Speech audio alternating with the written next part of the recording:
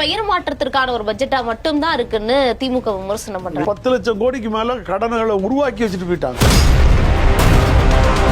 முக்கியமான மக்கள் எதிர்பார்க்கக்கூடிய அறிவிப்புகளே எதுவும் பண்ணலையே அப்படிங்கிறது ஏமாற்றம் அளிக்கிறதா சொல்றாங்கல்ல. அவர் விவசாயத்தை பத்தி தெரியாதுன்னாரு.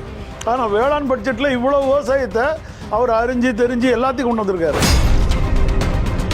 மதுபானத்துல 10 ரூபா வாங்குறது நீங்க பேசுறீங்க. மதுபான ஆலை உரிமையாளர்களுக்கு நிறைய ஆப்பு வச்சிருக்காரு. எங்க இருந்து பணம் ஃப்ளோ வருமோ அது எல்லாத்தையும் வந்து அந்த இடத்த எல்லாத்தையும் அவர் கவர் பண்றாரு. இது எல்லாத்தையும் உள்ள கொண்டு வந்து அரசு கஜானால சேர்க்க போறாரு. சேர்க்கும் போது இந்த கடன் சுமைகளை அவர் என்னென்ன செய்யணும்னு நினைக்கிறாரோ அதெல்லாம் மக்களுக்கு செய்ய தொடங்கிறார்.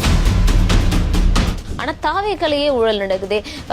அரசாங்கத்துல வழக்கறிஞர் நியமனத்திற்கு பல லட்சம் ரூபாய் வாங்கினதாக தாவேக்கா சந்த பெண் உறுப்பினரே வந்து நினைவு பண்ணாங்க.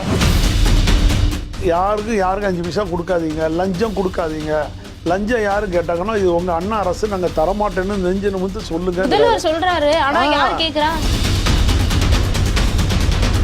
காவிரி விவகாரத்துல பேசுங்க. காவிரி விவகாரத்துல இந்த கர்நாடகா எவ்வளவு ஒத்துமையா இருக்கு, நம்ம ஏன் ஒரு அனைத்து கட்சி கூட்டக்கூடாது, கூட்டுங்கன்னு சொல்றாங்க. அதுல என்ன பிரச்சனை? சரி, நான் என்ன கேக்குறேன், இவ்வளவு தூரம் பேசுறாங்கல்ல, அங்க ஒரு வாட்டாள் நாகராஜ்னு ஒருத்தர் போர்க்கொடி பண்ணால அதே மாதிரி சீமானை கொண்டு போய் அங்க போய் நிப்பாட்ட சொல்லுங்க.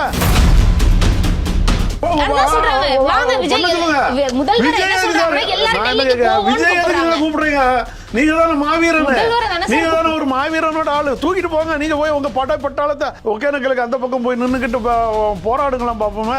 தமிழ்நாட்டுக்கான பிரச்சனைனா எல்லா கட்சியும் கூட்டி பேசியிருக்காங்களா இல்லையா? அதை ஏன் தாவேக்கா அரசு செய்ய மாட்டேங்குது? இல்ல, இந்த அனைத்து கட்சியை கூட்டத்தை நடத்தி என்னத்தை சாதிச்சாங்க சொல்லுங்க. அவர் போறேன்னு சொல்லும் போது போகாத அங்க என்ன பண்ணி போட்டாங்க, இவங்களோட தூண்டுதலால தூண்டி விட்டுட்டாங்க. இவங்களோட தூண்டுதல அங்க முதல்வர் சந்திச்சுட்டு அரசியல் நமக்கு பிரச்சனைன்னு படுத்து கிடந்த எடியூரப்பா முதல் கொண்டு எழுப்பி விட்டாங்க.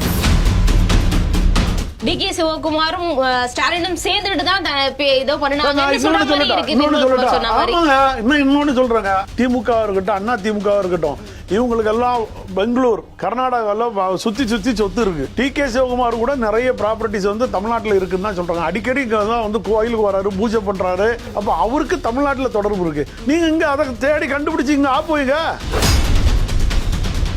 சில இடங்களுக்கு இரவு, பழைய காலத்துல இந்த ராஜராஜ சோழன் மன்னர்கள் இரவு போய் உலா வர்றது மாதிரி அவரு இரவு எல்லாம் நிறைய இடங்களை சென்னை சிட்டியை சுத்தி பாக்குறாருன்னு தகவல் தெரியுமா உங்களுக்கு? இந்த ஆட்சியை பொறுத்த வரைக்கும் மக்கள் விரும்புற ஆட்சி, மக்களோட ஆட்சி சிறப்பா நடக்குது. இதுல எந்த குறையும் கிடையாது.